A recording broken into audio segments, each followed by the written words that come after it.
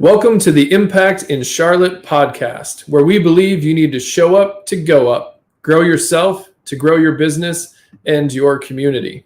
In each episode, we highlight a member of II Charlotte, share their story, and talk impact. Today's guest is Cassmer Ward. Cass is a partner at Nexagy, fractional CFO, serial entrepreneur, and author of How Much Does It Cost to Make a Donut? And other questions that make us hate accounting. Thanks for joining us, Cass. Thanks for having me, Dave. Yeah, it's good to have you here. So serial entrepreneur, let's start there. What got you entrepreneurial journey? Well, I'd say one of the biggest things that got me there was getting fired. Learning a lot about entrepreneurs over the year, that there's always certain triggers, whether it's a midlife crisis, it's a family crisis, it could be a change of career, any of those different things. There's something that always sparks someone to become an entrepreneur. And long story short, I was with a company for 7 years that I helped build, and I had a clash with management, was asked to leave with that company, and thought, oh no, what do I do next? And when I left, a couple other of the managing directors and board of directors left and said, let's start a company together. And I just kind of did it because we were all together. I never actually consciously said, I want to own my own company. Yeah, that's an interesting story. Being fired, I'm sure, is an anxiety-producing experience, right? Especially as you've been somebody who's kind of leading in the company. What lessons did you learn from that as you went in? You got fired by someone who was running a company. So what lessons did you learn? Either here's what I should do as I start and run this company, or here's what I shouldn't do as I become an entrepreneur. Well, I learned that one of the reasons that I had left the other company was I was asked to do things I was very uncomfortable with. And I was the chief financial officer for a large construction company. And it really was, I felt I was doing the right thing in saying that I can't do these things because they wouldn't meet certain, bank covenants or loan regulations. And I can't say whether or not they were highly illegal or anything. I just knew from a business standpoint that they weren't correct. And it is a very life-changing decision when you do what you think is the right thing, but other people don't see it that way, and you have that clash. While it was an amicable separation, and it wasn't dramatic where somebody screams you're fired, get the hell out of here. It was I went from having a job one day to not having one the next one. And I struggled with that for a while, but I knew with the people that left that company to work with me, I probably overcompensated and said, listen, I am going to be as transparent as I can with everything.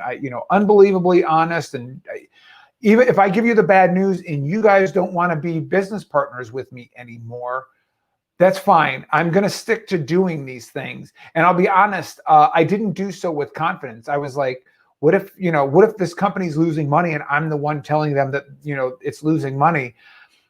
I learned to not internalize it. Like, that doesn't make me the bad guy. It just happened to be what the score was at that point. So it really helped shape who I was going to be, not really as a business owner, but as a business partner.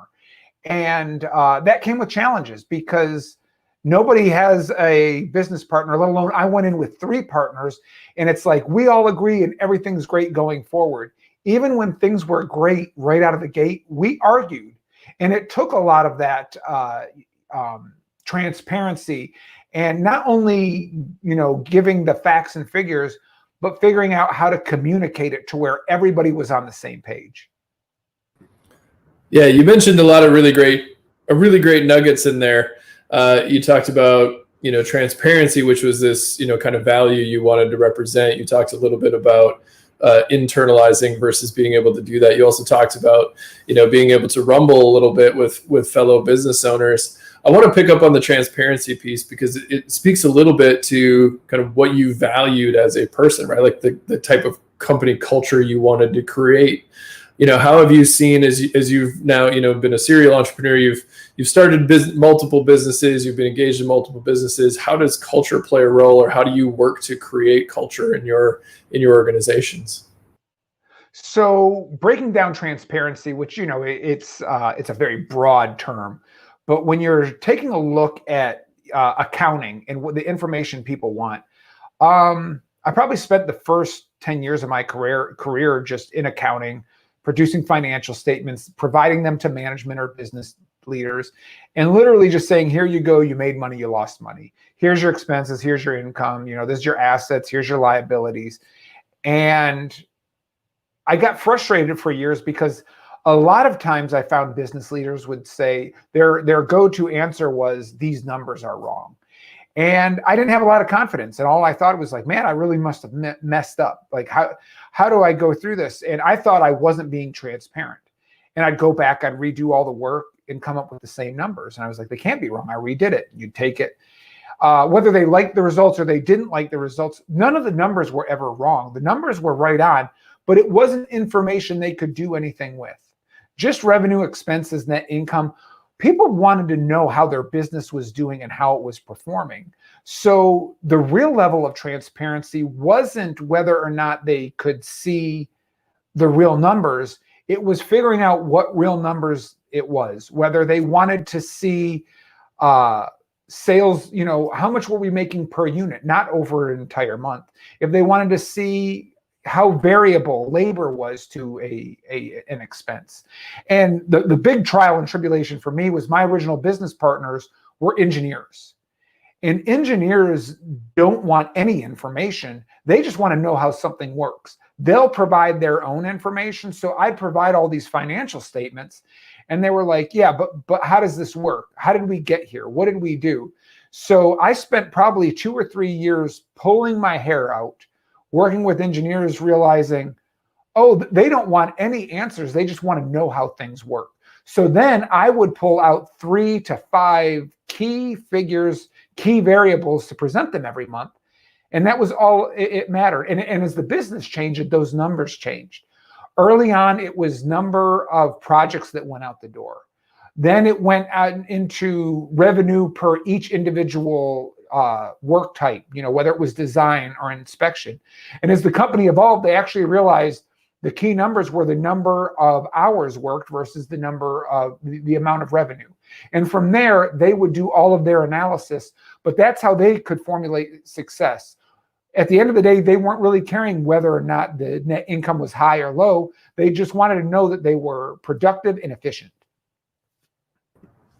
Yeah, I mean, I think that's a really great point, right? You talked about kind of the transparency aspect of the numbers, but really the numbers tell a story, right? Or there's a story that make those numbers actually mean something, right? So as an accountant, right, like you're responsible for, here are the numbers, right? But it's like, but what do those numbers mean? What does that teach us about decisions that we need to make, right? So, one of the things that I know you do with clients is it's not just, hey, here are the numbers. It's, hey, here are the numbers, and here's how we can think about that. There's a strategy element in that story. So can you share just a little bit about how numbers can tell a story and how that plays into decision making for folks?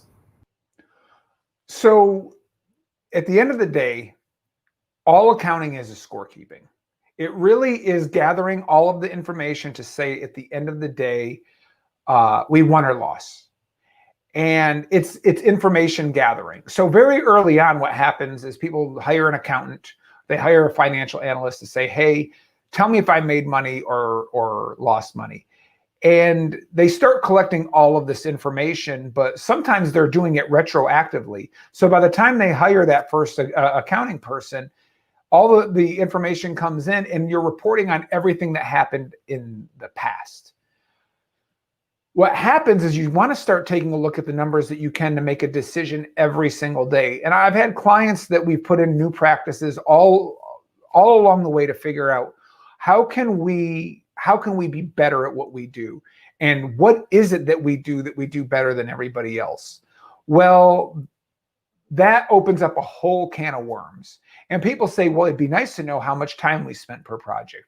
Or they might like to say, I'd like to know what our lead time is between when the customer calls us before we actually get out onto the job site or we actually deliver. All of these things that we hear companies like Amazon does really well with logistics, or Apple or Tesla, all of these, what we would consider to be very advanced algorithms, they might be advanced for their business, for those types of businesses, but for general businesses, they're not advanced algorithms. They're very easy concepts. What is important to your customer that helps you generate value? So what are we going to look at? Are we going to look at the number of working hours that go into a project? Are we going to look at how long it takes us to deliver? How long it takes us before, even if you're looking at sales, sometimes people want to say, okay, if I talk to a potential customer today, when can I make a sale? When can I collect the first dollar from them? Well, you got to start tracking all of that information. There's companies I've been to. Let's take a look at McDonald's. Okay. You go to McDonald's, you order a hamburger, you get it right then and there. The customer interaction versus when the revenue is earned is less than a minute. But with medical devices, the first contact to the customer to the time that the actual first sale is made can be anywhere from 6 to 18 months based on how that industry is. Well, without collecting that information to really see what matters and what actually moves the needles for your business, you really are flying blind. You really don't know what it takes to make a sale. And in order to understand what that is, you got to start gathering that information. Yeah. So the information tells the story in order to make decisions, right? To be able to say, right. Well, now we know, so we can make a more informed decision that helps us determine that strategic direction, which gives us our strategic advantage. I don't want, this conversation has been really good, but I also don't want to leave the fact that you have a book about accounting that also names donuts. So I want to make sure that we cover that. So just, how much does it cost to make a donut? Tell us a little bit about the book and kind of what we might gain from diving into those topics. Well, first off, the book is of intrigue, of murder and mayhem across the world. And while I don't want to spoil it, it really kind of delves into why people hate accounting and why people stay away from it. So usually, the whole idea from the book came from the managerial accounting class that I teach, that in the master's program, everybody has to take managerial accounting. The problem is 90% of people that are in that class hate accounting. They're just taking it because it's a requirement. And I really couldn't understand why they hated accounting, because I'll be honest, I don't like accounting and I'm an actual accountant. So I really wanted to dive into, why do we have these feelings about accounting and how can we address that? And in the classroom, what we figured out was we've got to give in or give away to the concept that if we learn accounting, we all have to learn to the level of an expert. And really, business leaders only need to know probably 5 to 7 solid accounting concepts, not to get answers, but to ask the right questions. Honestly, there is a need for an accounting team in a business of any size. Yes, we can get by and do a little bit by ourselves, but if we actually have qualified people and are asking the right questions, that's a whole lot less time that business owners and operators have to spend on accounting. So I thought, let me share a story of a business partner and I of how we started up our own donut company that went from an idea to a gourmet food truck to an actual brick and mortar donut shop. And I figured I would tell that linear story, cover 7 accounting concepts, and then reinforce all of those concepts with, 16 to 20 entrepreneurial stories that reinforce them. And what I can tell you is a lot of people hate accounting because of numbers. And the true goal was, how do I teach people about accounting through stories rather through numbers? Yeah. Yeah. Well, that's great. And I think there is a lot of power in understanding. I mean, the numbers matter. Right. Like, all of us have experienced some visionary entrepreneur and it's like, well, they did all these amazing things to make this amazing company. And it's like, they're the storyteller, they're the charismatic leader. And it's like, well, yeah, but there was somebody probably pretty close to them helping them to figure out like, no, you can't do that because you can't afford it. No, you can't, like there's somebody back there kind of understanding, here are the core questions that we need to ask, both from, an operations perspective, from from an accounting perspective, helping that vision become a reality, right? So that story needs to also kind of have those legs. So I love that you kind of broke down the concept into a couple key pieces. I want to shift gears just a little bit and talk about, again, as a serial entrepreneur, as somebody who's been a fractional CFO or who's served lots of different entrepreneurial groups, what's the value in having a community of business leaders, right? So early on, we talked a little bit about, kind of that internal story or some of that doubt we might experience as business leaders. But how have you leveraged a business community to help you kind of grow as an entrepreneur and as a business leader? I want to talk about the value of that community in a second, but I also want to talk about the realistic of somebody who didn't plan to be an entrepreneur. My first business was a engineering company. My second business was a medical device company. And I really was just taking information learned out of textbooks, trying to start a company. I had some some experience in the world working for another company. And I just kind of sat in my seat. I did my job. I helped build a pretty good company with the team I was with. But being out on your own was it's very lonely. And even having business partners, it felt very lonely because there was so much information that was limited to just my small group at that point. What I found, which was very hard to get used to very early on, was other business owners and entrepreneurs would hear that I was starting a company, and they would want to meet with me over coffee. And they'd want to hear what I was up to.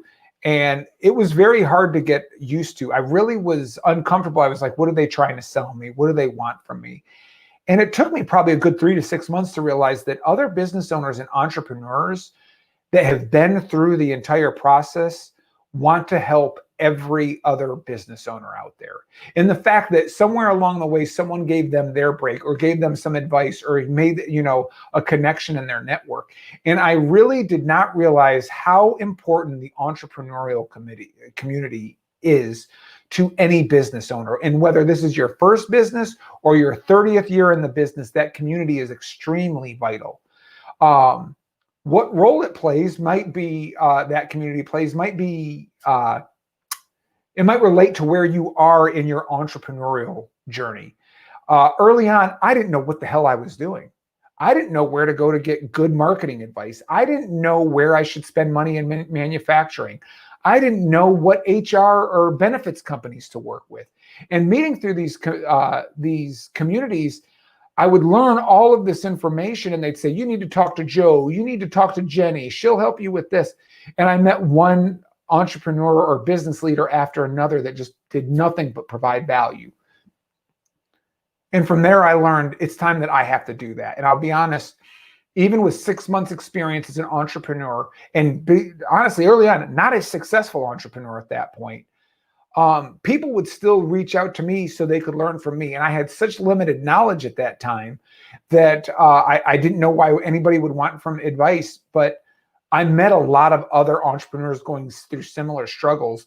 And that collaboration in community really builds a foundation. Because the first thing I had to admit is I don't know a lot. There's very few things I know well. And even the things I know well, I probably could always strengthen up. That community really filled in all those gaps. And luckily, I feel I've filled in some of the gaps that they had as well. So I built upon it one after another, and I started seeking it out, whether it was small networking groups or business development groups where people wanted to work on their businesses. And Dave, honestly, this is where you and I met. We met through II Charlotte, and it was just a group that we all sat down and worked on our companies together. And people, anybody that tells you business is great, never been better, I have no problems, is not being honest with you. Because even when business is great, there's a whole lot of problems or things the management or leadership team are trying to work through. Finding a community like II Charlotte, and there's other groups around Charlotte that are similar, but those play a vital role in your development. I mean, Some people go off to business schools. Some people go to certification programs to get this type of education. There's just as good amount of education in these types of programs and these communities.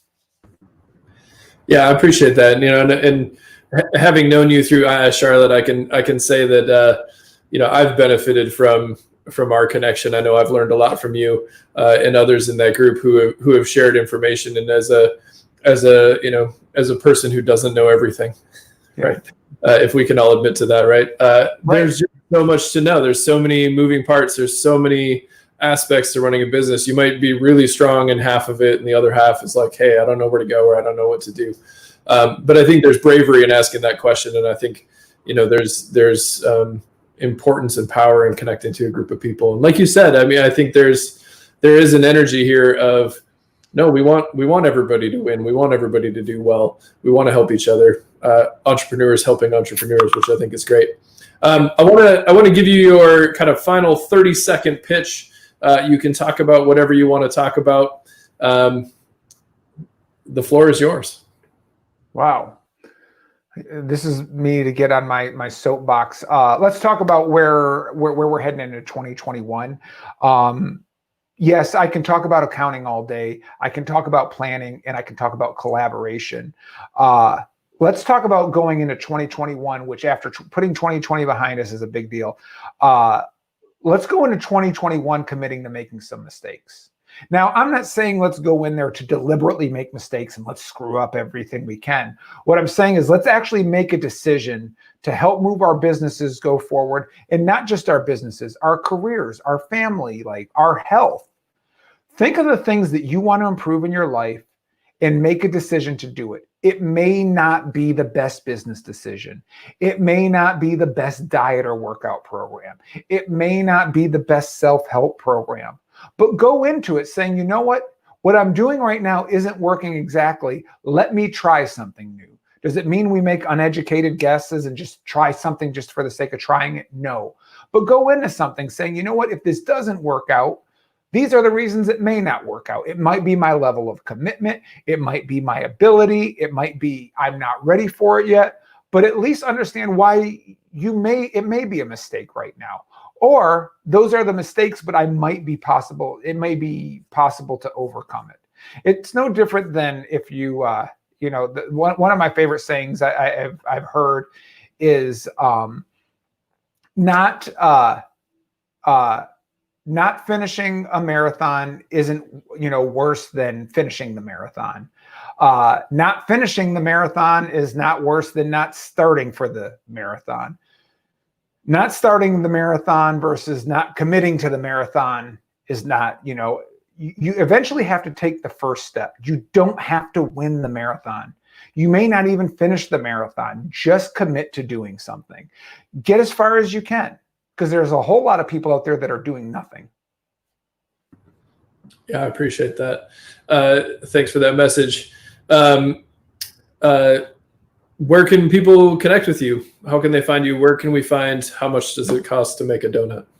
Well, the best way to find out all of these things, whether you're looking for a fractional CFO, if you're looking for a book, if you're looking for some entrepreneurial interviews that I share with my entrepreneurship class at Queen's University, you can find everything at CassmerWard.com. From there, you can go through many different levels to find out how to interact with me.